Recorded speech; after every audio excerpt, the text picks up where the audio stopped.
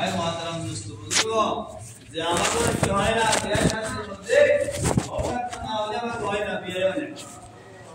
আকসর বিশ্বর আমাদের সমাজের ভিতরে কি আছে এরকম ছোট ছোট আছে এর মধ্যে আমরা কি রকম হয় নাকি এত আলাদা জানি এরা আমরা লাইন দিলাম বিরস্ত আমি যে লাইন দিলাম এরা পাবে তো এখানে হবো আমি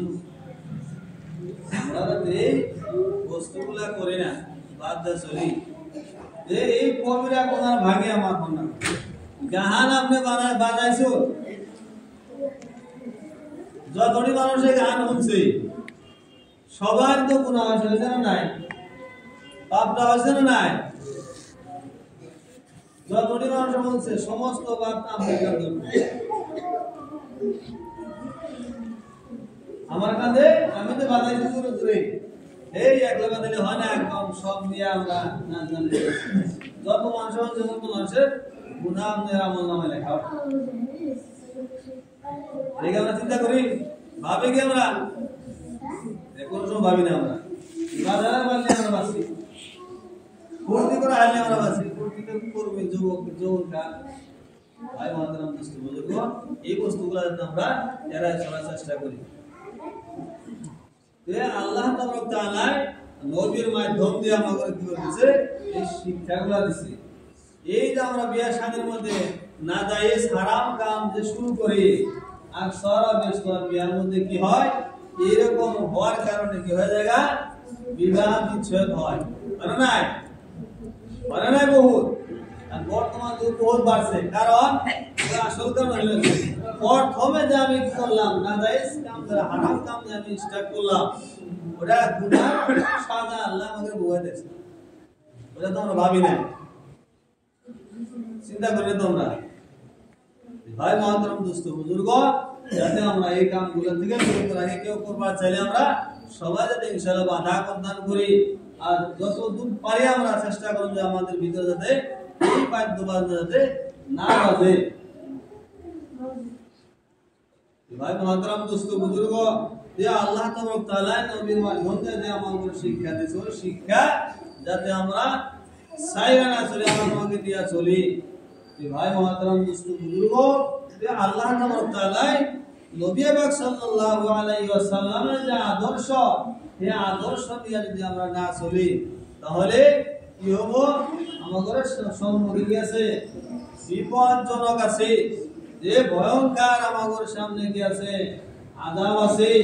যে আমরা দুনিয়ার মধ্যে কয়দিন ভর্তি করব কত সময় ভর্তি করব আমাদের ভর্তির সময় কয়দিন হ্যাঁ এই জবান একদিন চলবো না এই শক্তি একদিন থাকবো না এই কথার দবদবে একদিন থাকবো না এই চেহারা সুন্দর থাকবো না দাঁতের সৌন্দর্য থাকবো না সব একদিন মলিন হয়ে যাবে সেদিন আমার বুঝাইব হাই হাই করছি হ্যাঁ সেদিন আমার বুঝাইব দাঁড়িয়ে আমার চলে যাবো গা পাইকে যাবো গা হ্যাঁ চুল পেকে যাবো গা হ্যাঁ একজন ব্যক্তি কে করছে যে মরার আগে আমারে কি করে দাও চিঠি পাঠাইও মরার আগে কি চিঠি পাঠাবো আর মরার আগে তোমার চিঠি পাঠা দেব আজরাইলে দান পোস্ট করব বাবা তো চিঠি তো নাই ডাইরেক্ট আই বসে তুই কি তোমারে জ্ঞান দেই নাই চিঠি পাঠাই না পাঠাই চিঠি তুমি তো খেয়াল করো নাই কি চিঠি তোমার যে চোখের পাওয়ার গেছে এটা আমরা চিঠি পাঠাই নাই তোমার দেহার শক্তি চলে গেছে গা এটা আমি চিঠি পাঠাইছি হ্যাঁ তোমার চোখের পাওয়ার কমে গেছে গা এটা আমি চিঠি পাঠাইছি তোমার দাড়ি সাদা হয়ে গেছে গা এটা আমি চিঠি পাঠাইছি আমি ডাইরেক্ট হই নাই আমরা আগে দিয়েছি ভাই মহতারাম দোস্ত বুজুর্গ যে আমাগরে কি হয়ে গেছে অবস্থা আমাগরে চিঠি এখন পর্যন্ত আইসা পৌঁছে নাই আমরা নীরবে নিশ্চিন্তা রয়েছি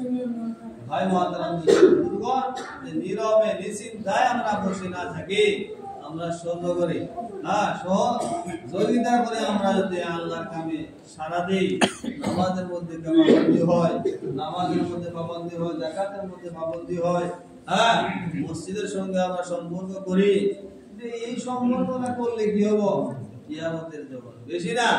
মরার সঙ্গে সঙ্গে আমার কি হয়ে যাবো গা আত্মীয় স্বজন সব তোমার ছেড়ে দেবো গা ধন দৌলত টাকা পয়সা জমি সব রাখবো আমার সঙ্গে কেউ যাবো না আমি একা জানা দুনিয়ার মানুষ তো সব পাগল কিরকম পাগল কইছে কেউ টাকার পাগল কেউ সন্তানের পাগল কেউ বিবির পাগল কেউ মানে জমির পাগল সবাই পাগল এই পাগলে কি দিব না কাম দিব না রোডা বাইর হওয়ার সঙ্গে সঙ্গে কি হয়ে যাবো গা এই সব পাগলরা কি হতো আমাদের সব ছেড়ে দিব কিন্তু যদি কেউ আল্লাহর পাগল হয়ে থাকে আল্লাহকে ডাকনেওয়ালা হয়ে থাকে আল্লাহর পাগল হয়ে থাকে তাহলে মরার সঙ্গে সঙ্গে আল্লাহ কি করে দেব মেরে ঘর করে দেবে বান্দা তুমি আমার কি তুমি দুনিয়া থাকা অবস্থায় কি করছো আমার পাগল ছিল আমার কথা শুনছো হ্যাঁ তোমাকে কি করে দেখা দেই নাই আহ তুমি একবার আসো তোমার হাত ধরে আমি জান্নাতে বসে বল সুবহানাল্লাহ ভাই মাঝখানে বুঝতে আমরা আল্লাহর পাগল হই আল্লাহ ভক্ত হই আল্লাহকে চিনি হ্যাঁ তাহলে এই দুনিয়ার যে ধন টাকা পয়সা যে পাগল হয়েছিল এই পাগলে কাম দিল কি কোন কাম দিব না কাম আমরা দিব এই যে আখিরাতের মধ্যে অসহায় সময় আপনাদের সহায় করব সেটা হচ্ছে কি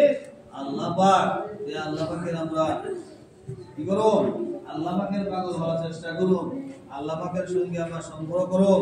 নবীর সাথে আমরা সুন্নাত জানা জানা আমল করার চেষ্টা করব তখন যদি কেউ কি করে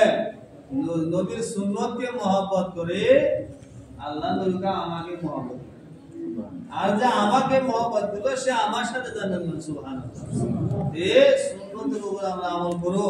আর নবীর সাথে আমরা বেহেশতে যাওয়ার চেষ্টা করব নাকি আল্লাহ পাক আমাদের কত বেশি বেশি আমল করার তৌফিক দান করুন